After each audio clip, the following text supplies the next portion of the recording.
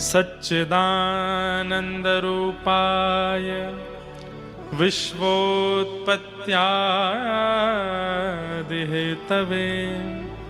तापत्रय विनाशाय श्रीकृष्णाय वयं नुमः। भगवान के 3 रूप, 3 कर्म और 3 गुणों के बारे में इस श्लोक में बताया गया। आज महात्म है, भागवत जी का महत्व क्या है, इस विषय पर हम लोग चर्चा करेंगे। बहुत ध्यान पूर्वक सब लोग श्रवण कीजिएगा। भगवान के 3 रूप हैं, सत्य, चैतन्य और आनंद। मैं कभी कभी कथा में कहा करता हूं बंधुओं, नाम जप करने वाला, तिलक स्वरूप नित्य लगाने वाला, कथा श्रवण करने वाला, परिक्रमा करने वाला, ठाकुर जी की नित्य सेवा करने वाला, उसको आध्यात्मिक धार्मिक माना जाता है, वो भगवान का प्रिय माना जाता है। पर कई लोग साधन नहीं कर पाते, कथा नहीं श्रवण कर पाते, ठाकुर जी की इतनी सेवा नहीं कर पाते, वृंदावन नहीं जा पाते, गोवर्धन नहीं जा पाते, कथा भागवत में व्यस्ततम होने के कारण आ भी नहीं पाते। लेकिन ऐसे लोग भी यदि अपना व्यवहार, अपने विचार, अपनी बुद्धि और अपने जीवन में सत्य को स्थान देते हैं तो उन्हें भी ठाकुर जी उतना ही प्रेम करते हैं जितना प्रेम नाम जापकों से, वृंदावन जाने वालों से, कथा सुनने वालों से करते हैं। कोई व्यक्ति है, आचरण बहुत शुद्ध है, किसी के प्रति छल नहीं करता, कोई कपट की भावना नहीं रखता, बहुत शुद्ध जीवन जीता है, लेकिन ठाकुर जी को मानता तो बहुत है, लेकिन समय के अभाव के कारण या किसी कारण से नहीं आ पाता कथाओं में, नहीं पहुंच पाता वृंदावन, नहीं कर पाता इतनी परिक्रमा, नहीं हो पाती उससे सेवा, लेकिन अपने विचार और व्यवहार को शुद्ध रखता है, तो ऐसा व्यक्ति भी ठाकुर जी को प्रिय लगता है। लेकिन बहुत ध्यान से सुनिएगा,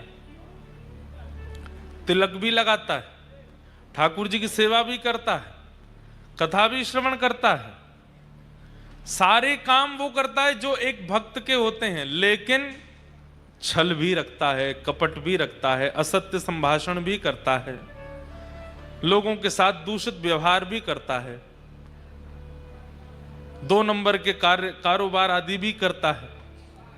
ठाकुर जी को वो कहीं ना कहीं ज्यादा अप्रिय लगने लगता है। क्यों? ठाकुर जी कहते हैं तू गलत काम कर, अपना कर, मुझे कोई दिक्कत नहीं, संसार में भांति भांति के लोग हैं, लेकिन फिर ये आडंबर मत करो। तिलक भी लगाना है, वृंदावन भी जाना है, परिक्रमा भी करनी है, सेवा भी करनी है, मतलब सेवा पूजा भी कर रहे हो और फिर दूसरे प्रकार से ये सारे गलत कार्य भी करते हो। ठाकुर जी को वो कहीं ना कहीं बहुत ज्यादा अप्रिय लगते हैं ऐसे लोग, उनसे ठाकुर जी दूर ही रहते हैं।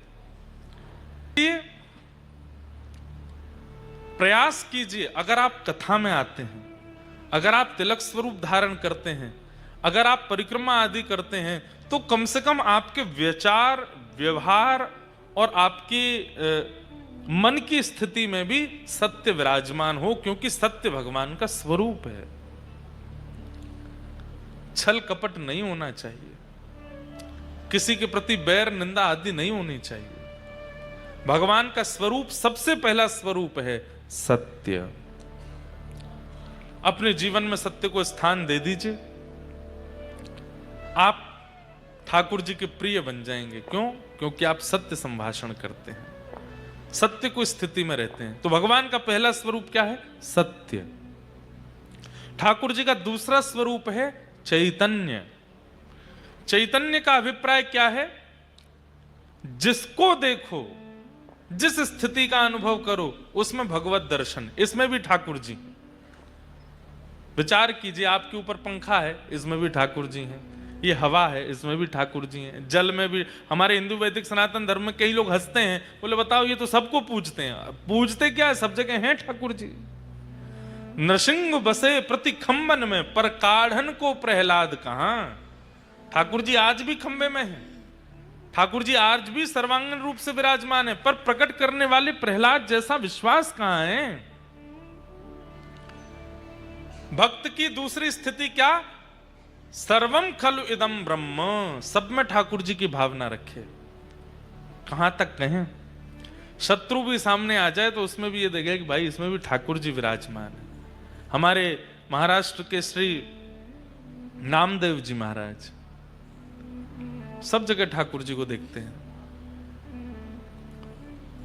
भूत में भी ठाकुर जी, चूहा में भी ठाकुर जी, कुत्ता में भी ठाकुर जी, काले में भी ठाकुर जी, गोरे में भी ठाकुर जी, सब जगह ठाकुर जी।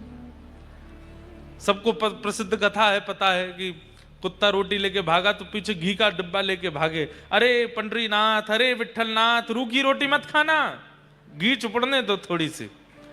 तो कुत्ते में से ठाकुर जी प्रकट हो गए और प्रकट होकर के बोले, हे नामा, हम तुझे यहां भी दिख गए। तो बोले, आप हो नहीं क्या यहाँ पे? आप यहां पर भी तो हो।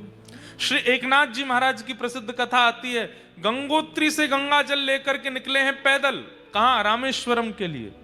कहां गंगोत्री? उत्तर में हिमालय की गोद में, और कहां रामेश्वरम? दक्षिण भारत के बिल्कुल कन्याकुमारी के पास, भारत का अंतिम छोर। इतनी लंबी पैदल यात्रा क्यों कर रहे हैं? कि मैं अपने हाथ से लिया गया गंगोत्री जल स्वयं रामेश्वर भगवान पर डालूंगा।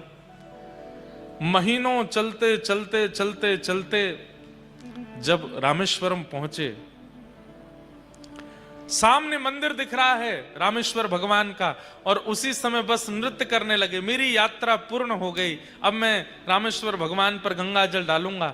तभी समुद्र का तट देखा, और समुद्र के तट पर एक प्यासा गधा, जीभ बाहर निकली हुई है, तड़प रहा है पानी के लिए, चिलचिलाती धूप पड़ रही है आकाश से, नमकीन जल होता है समुद्र का, पी नहीं सकता।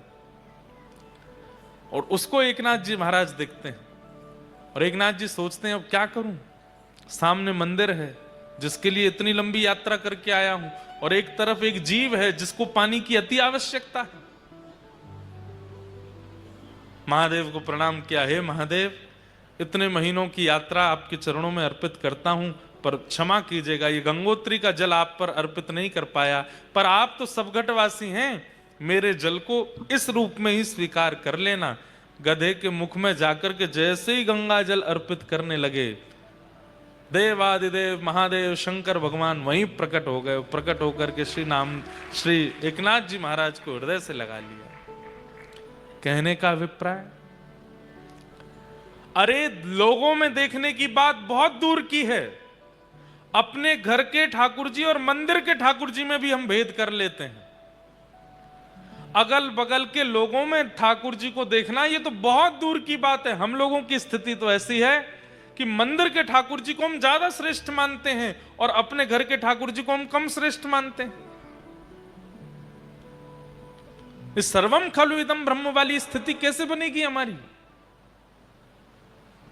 सब में ठाकुर जी का अनुभव करो, धीरे धीरे करो। जरूरी नहीं कि आज कथा सुनी, आज रात से ही सब में देखने लगे ठाकुर जी, ऐसे नहीं।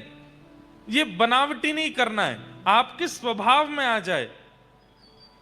आप जब तुलसी जी को देखते हैं, आप जब घास फूस देखते हैं, किसी जीव को देखते हैं, किसी मानव को देखते हैं, किसी स्थूल वस्तु को देखते हैं, आपके हृदय में तुरंत प्रणाम की भावना आवे, अपने आप ही मन में आने लगे सब जगह तो ठाकुर जी हैं ही।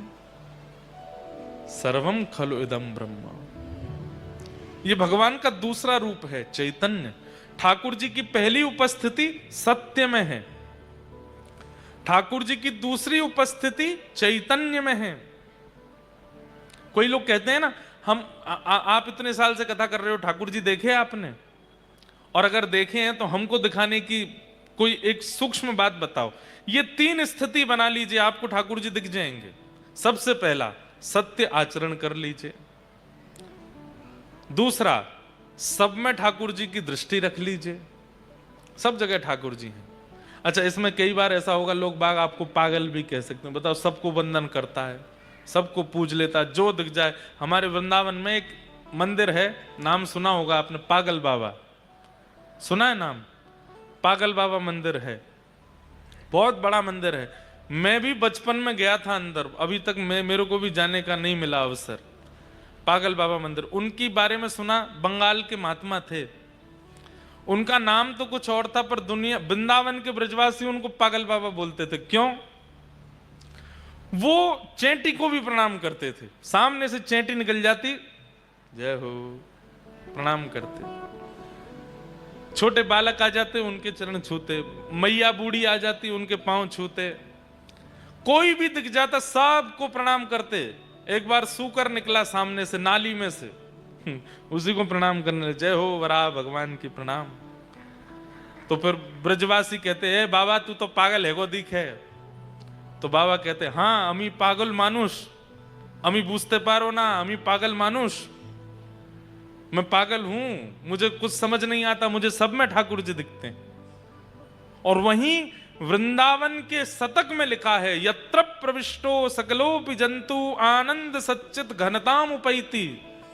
वृंदावन की सीमा में प्रविष्ट हो जाने के बाद एक छोटे से छोटा कीट भी ठाकुर जी का स्वरूप होता है। पढ़ते हम सब हैं, सुनते अब सब हैं, मानता कोई नहीं। हम आपको डांट नहीं रहे, अपने ऊपर भी लागू करते हैं। हमारे मन में भी कई चीजों के प्रति नहीं आती भावना कि इसमें परमात्मा है। दोनों को करना है चेंज, मुझे भी आपको भी।